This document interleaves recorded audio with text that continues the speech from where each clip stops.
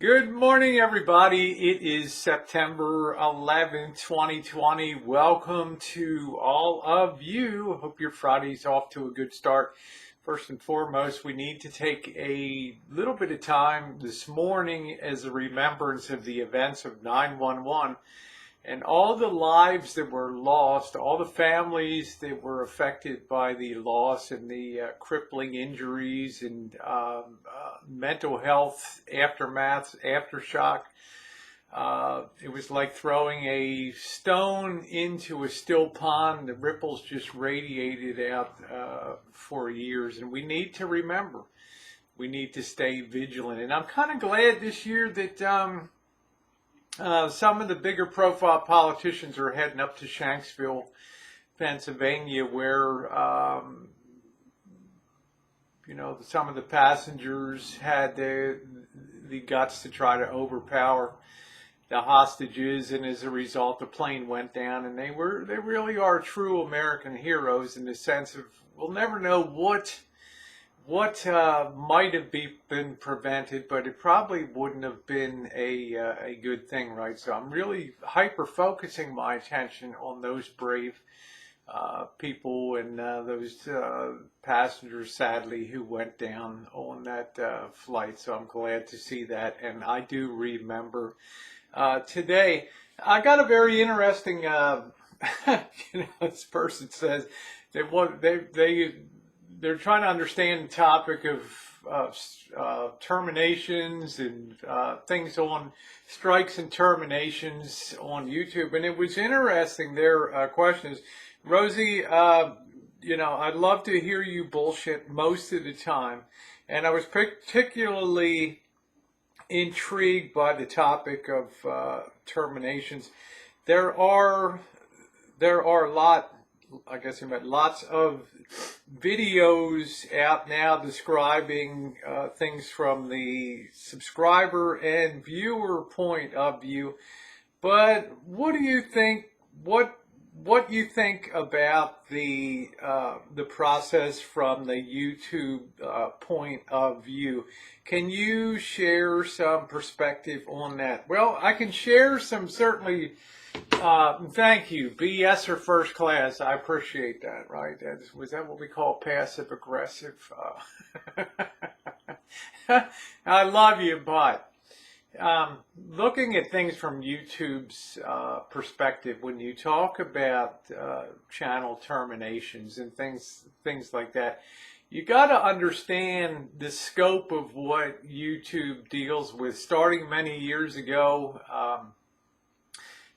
with the creation of YouTube and that very first video of, one of the founders, I don't know, is Sergio, whatever, one of them at the zoo, checking out an elephant or something like that. We've now grown to over 31 million YouTube channels. 31 million, okay?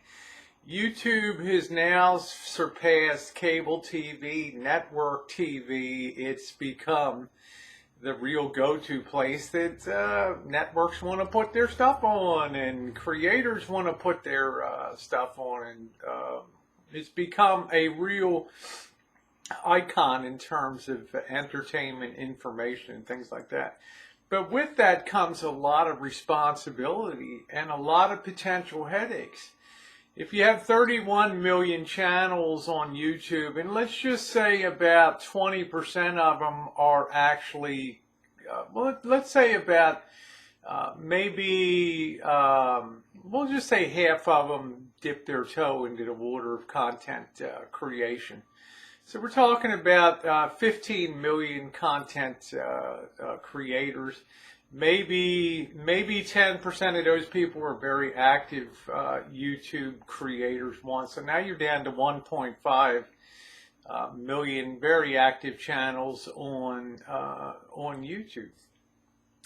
And YouTube has the risk, these 1.2 million active channels, that YouTube has no idea in the world what these channels are going to potentially upload. They may get a hint through algorithms of, oh, I believe this person's veering towards too political or too radical for us. So we can't give a strike, but we can shadow ban. We can just pull back from our usual algorithmic push on these type of channels. So they can do subtle things, but everybody comes into YouTube as a total wild card, okay? And I think the algorithm is designed to the better you do, the more you stay on the playing field and don't veer off, the better you get in the standing on YouTube. We certainly saw that with monetization, where they would be very difficult on every video. It would be yellow coin, meaning not suitable for all advertisers, and it would have diminished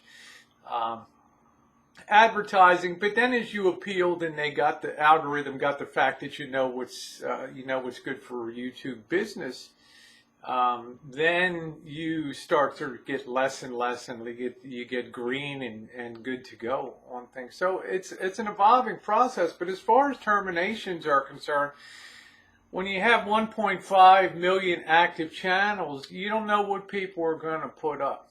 Okay, and I'm sure on a daily basis, I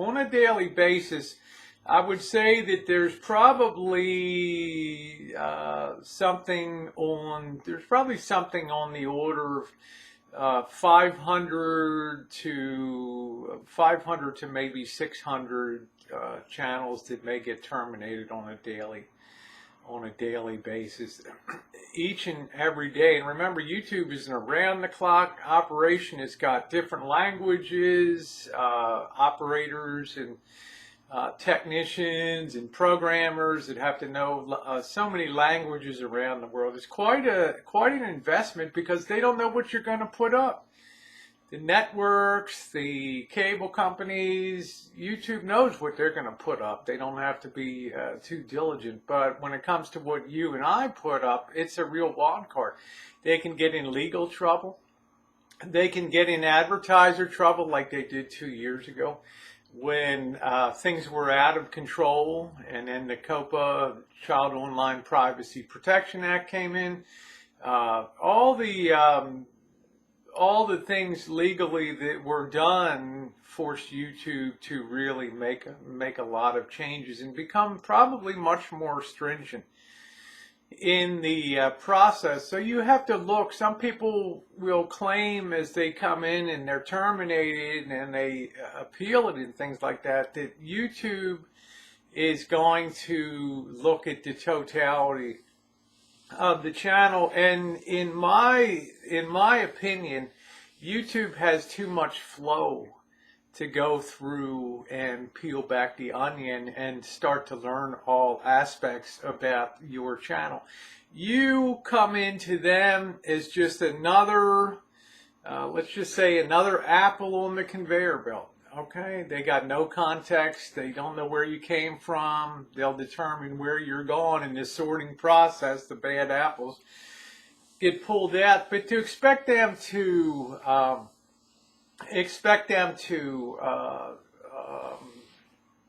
respect your right or your claim that I'm good for business and I'm best for business. I've talked about this before.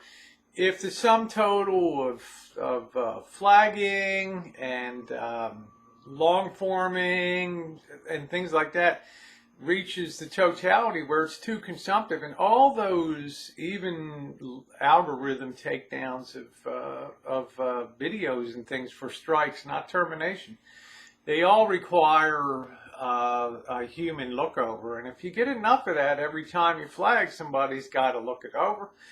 On the other side of the coin, serial flaggers get eliminated too, and they get taken out because YouTube needs to balance its workload in there. So here comes your apple, one of 500 coming down the conveyor belt today.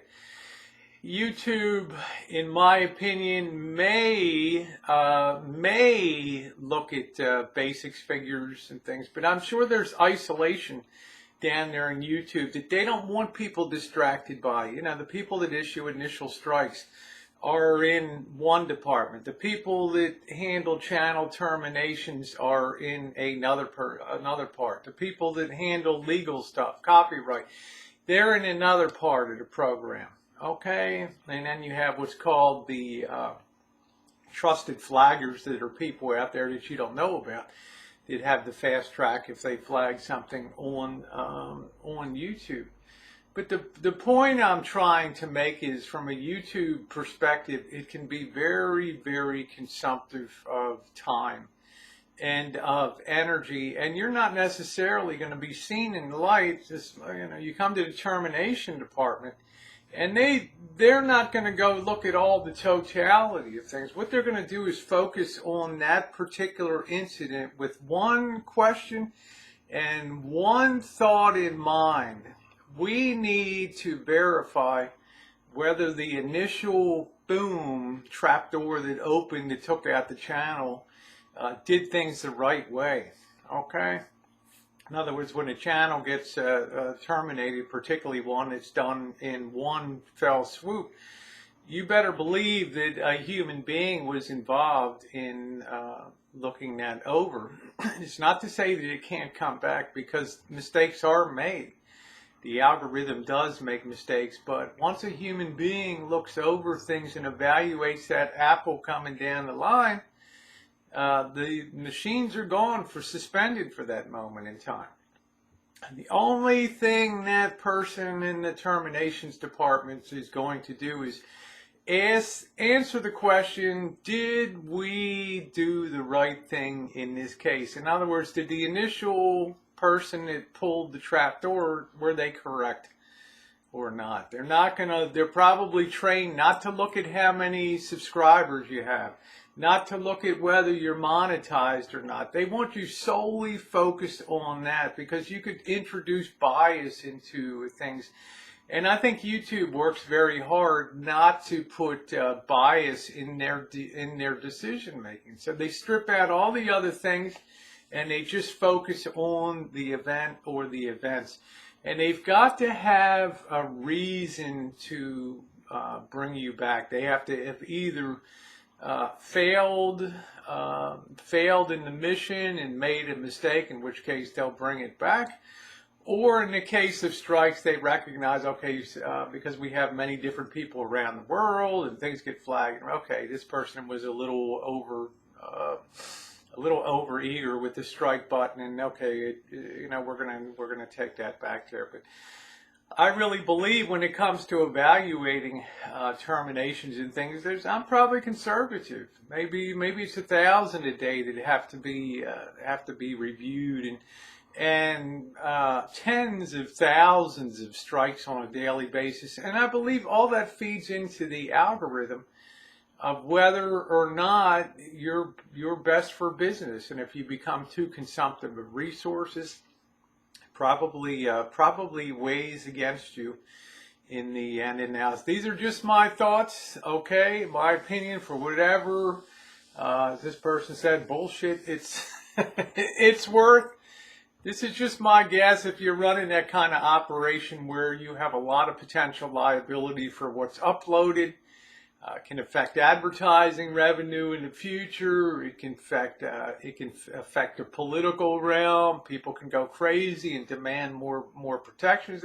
So they take a lot of risk when they have all these independent producers, right, putting up their own content. They got to be very careful.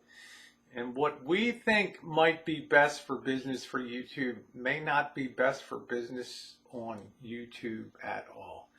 With that, I'm going to close it out and wish you all a happy Friday. Thanks for being along. Once again, prayers for in memorialization of those in Washington, D.C., New York City, and Shanksville, Pennsylvania, their families, extended families, friends, everybody that was so brutally affected by that day.